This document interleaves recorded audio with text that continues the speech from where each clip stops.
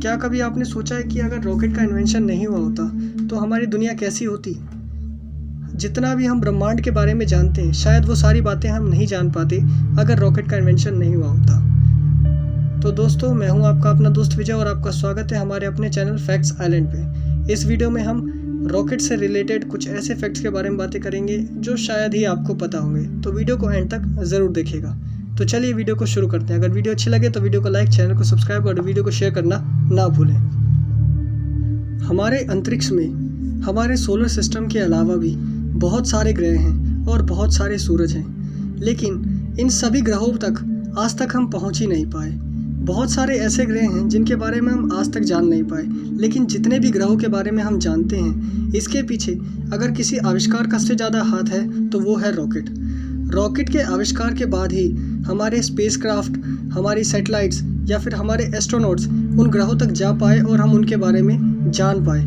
लेकिन क्या आपको पता है कि दुनिया का सबसे पहला रॉकेट चाइना में बना था और ये बना था 13वीं शताब्दी में। इस रॉकेट को चाइना में त्योहारों पर पटाखों के तौर पर इस्तेमाल किया जाता था, जैसे कि हमारे यहाँ दिवाली पे रॉकेट का इस्तेमाल किया जाता है। ज़्यादातर लोगों को लगता है कि रॉकेट एक पतली सी, गोल सी, लंबी सी मशीन होती है और सिर्फ इतना ही समझते हैं वो रॉकेट के बारे में, लेकिन रॉकेट एक्चुअली में ऐसा नहीं होता।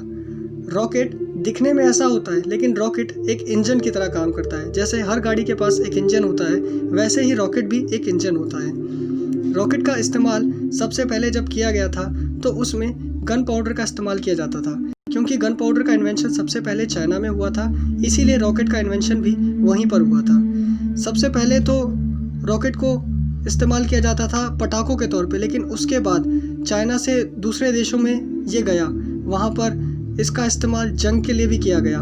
चाइना, मंगोलिया, इंडिया और कुछ एशियन कंट्रीज़ और यूरोपियन कंट्रीज़ में भी इसका इस्तेमाल हथियारों के तौर पे किया गया, जंग में इस्तेमाल करने के लिए। जैसा कि हम जानते हैं, हर तरह के इंजन को काम करने के लिए फ्यूल की ज़रूरत होती है, उसी तरह से रॉकेट्स को काम करने के लिए भी फ्यूल की ज़रूरत होती है। रॉकेट्स में जो फ्यूल इस्तेमाल होता है उसके आधार पर देखा जाए तो रॉकेट्स 4 तरह के होते हैं, जिनमें सबसे पहला जो होता है वो होता है सॉलिड फ्यूल रॉकेट्स। ये सबसे आसान और पुराने तरीके के रॉकेट्स होते हैं जिनमें सॉलिड फ्यूल का इस्तेमाल होता था। इन्हें एक बार अगर स्टार्ट कर दिया जाए तो जब तक इनमें फ्यूल है तब तक ये उड़ते रहेंगे, इन्हें बीच में रोका नहीं जा सकता। दूसरे रॉकेट्स जो होते हैं वो होते हैं लिक्विड फ्यूल रॉकेट्स, जिनमें लिक्विड फ्यूल का इस्तेमाल होता था। इसे बनाने वाले सबसे पहले इंसान जो थे उनका नाम था रॉबर्ट एच गॉडार्ड, और इनको मॉडर्न रॉकेट्स का पिता भी कहा जाता है।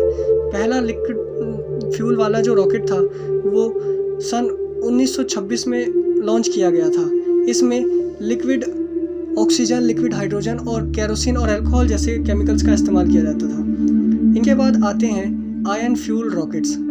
इन रॉकेट्स में सबसे ज़्यादा क्षमता होती है बाकी किसी भी रॉकेट के मुकाबले। ऐसा इसलिए होता है क्योंकि इन रॉकेट्स में आयंस का इस्तेमाल होता है। ये जो रॉकेट्स होते हैं इनमें इलेक्ट्रिकल एनर्जी बहुत ज़्यादा होती है जो कि सोलर सेल से इन्हें मिलती है, जिस कारण से ये बहुत ही ज़्यादा तेज़ उड़ पाते हैं। जो आखिरी तरह के रॉकेट्स होते हैं वो होते हैं प्लाज्मा रॉकेट्स। ये अभी तक की सबसे ज़्यादा एडवांस टेक्नोलॉजी है। ये रॉकेट्स बहुत ही तेज़ और कम फ्यूल में बहुत ज़्यादा दूर तक उड़ने की क्षमता रखते हैं। ऐसा माना जाता है कि ये इतने तेज़ उड़ते हैं कि ये एक से ग्रह से दूसरे ग्रह तक जाने का जो टाइम है उसे काफ़ी हद तक कम कर सकते हैं। कुछ ही महीनों में हम दूसरे ग्रह पर भी जा सकते हैं। इस तरह के रॉकेट्स थे। इस तरह के रॉकेट्स का अभी तक प्रैक्टिकल ट्रायल तो नहीं हुआ है, लेकिन नासा ने 2011 में प्लाज्मा रॉकेट्स का एक बार ट्रायल किया था। अभी इनके ऊपर और भी रिसर्च की जा रही है ताकि ऐसे रॉकेट्स का इन्वेंशन अच्छे से हो पाए और आगे हम इनका यूज़ भी कर पाएँ। रॉकेट्स बहुत ज़्यादा पावरफुल इंजन होते हैं जो कि अर्थ पर भी उड़ सकते हैं और स्पेस में भी। यही इनकी सबसे ज़्यादा खास बात है। लेकिन ये बात भी हम जानते हैं कि जेट इंजन्स भी तो बहुत ज़्यादा स्ट्रॉन्ग होते हैं, तो फिर जेट स्पेस में क्यों नहीं उड़ पाते, वो केवल अर्थ पर ही क्यों उड़ते हैं? तो इस बात का जवाब है कि जेट इंजन्स जो होते हैं वो पावरफुल तो होते हैं, लेकिन इनको काम करने के लिए हवा चाहिए। बिना हवा के जेट इंजन्स बेकार हैं, और ये बात हम बहुत अच्छे से जानते हैं कि स्पेस में कोई हवा नहीं होती। इसी कारण से जेट इंजन्स स्पेस में बेकार हैं और जेट स्पेस में नहीं उड़ सकता। वो केवल अर्थ पर ही उड़ सकता है क्योंकि अर्थ पर ही हवा है। लेकिन हम ये बात जानते हैं कि पूरे यूनिवर्स में जितनी भी चीज़ें हैं वो फिज़िक्स के नियमों से बंधी है। तो फिज़िक्स का ऐसा कौन सा नियम है जो रॉकेट्स पर लागू होता है जिस कारण से रॉकेट स्पेस में भी उड़ सकता है जहाँ कोई भी चीज़ नहीं उड़ सकती है? मैं आपको इसके बारे में बता दूं कि आज से 300 साल पहले एक बहुत बड़े साइंटिस्ट सर इसाक न्यूटन ने बहुत सारे फिज़िक्स के नियम दिए थे। उन्हीं फिज़िक्स के नियमों में से एक नियम है थर्ड लॉ ऑफ मोशन, जो कि रॉकेट्स पर अप्लाई होता है। इस नियम के अनुसार every action has an equal and opposite reaction, यानी हर एक्शन के लिए एक बराबर और उल्टी डायरेक्शन में रिएक्शन होता है। इसी की मदद से रॉकेट उड़ पाता है।